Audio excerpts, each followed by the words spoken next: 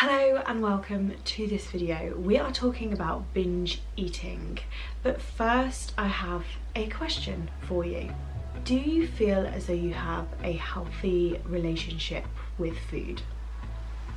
I suppose that's a hard question to make tangible or to understand without a few further questions. So, have you ever tracked calories before you've eaten a meal? Have you ever weighed yourself religiously even though it doesn't make you feel that great? Do you ever eat to the point of feeling uncomfortably full? Or maybe you just eat and then feel absolutely ashamed, disgusted, or just guilty for what you've eaten. Doesn't matter what it is, doesn't matter how much you've eaten. There's that shame and frustration that you just can't do what you said you were going to do. We all know the feeling, or I'm sure if you're watching this video, you're familiar with the feeling, where you set yourself a goal, you set yourself a task, you put yourself on a diet, it's Monday, the start of the month, a new year, and a week later you've fallen off the bandwagon.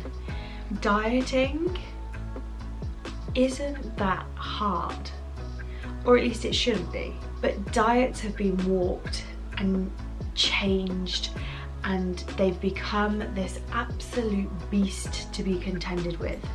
They are no longer useful to you because you've probably spent a whole entire lifetime in this cycle of eating to the point of feeling full, eating to the point of feeling ashamed, and then trying to fix it, whether that's putting yourself on a diet, exercising more, purging maybe, in whichever form that may be.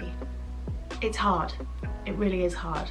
I was in that cycle for a long time, but I crawled out of there, and now I have the tools to help you do the same thing, and I want to share them in this video. So binge eating is categorized by the DSM-5, or basically the Bible of psychological problems.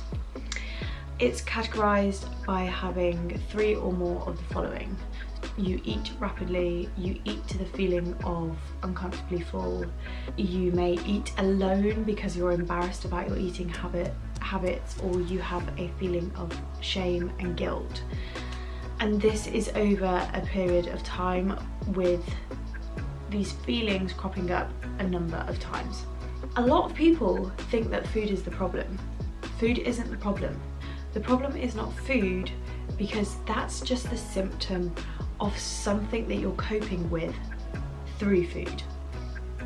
So it's really important when thinking about binge eating, when thinking about overeating, when thinking about this cycle of binging, purging, dieting, gaining weight, losing weight, that you give yourself grace. So important to give yourself grace.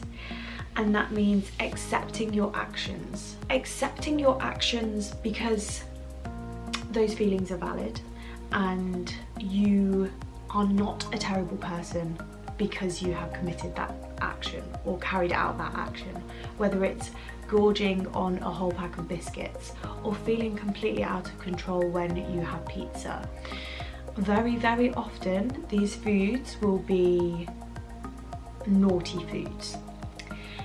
And again, that's not because they're bad foods, it's because you've created a pedestal that they are sat on.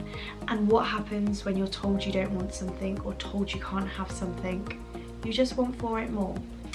So, first step when trying to combat these things, really give yourself acceptance. It's hard, but the most important phrase in all of this is I am learning. Say it to yourself every morning, every evening, every time you do something that you probably don't want to do. I am learning, because that gives you permission to then be better next time, or try harder.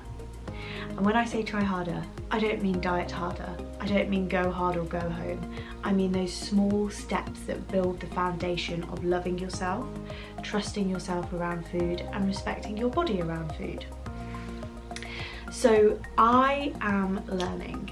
Really, really important statement. And also SAS.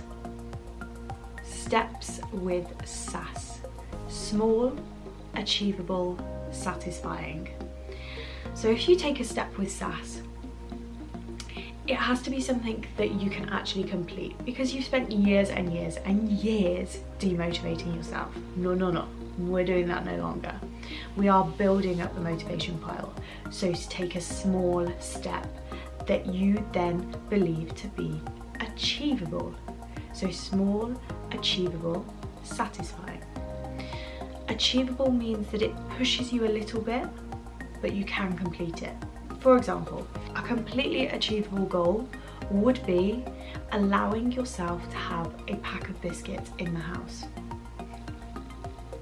Doesn't mean that you're not going to eat them, doesn't mean that you're not going to binge on them, but it means that you're giving permission for them to be in the house. That's it. Small. So you're removing the pressure of not eating those biscuits, not binging on those biscuits, but you're giving yourself permission to have the biscuits in the house. Therefore, taking them a notch down on that pedestal, if biscuits seem to be one of the things that you feel you're binging on.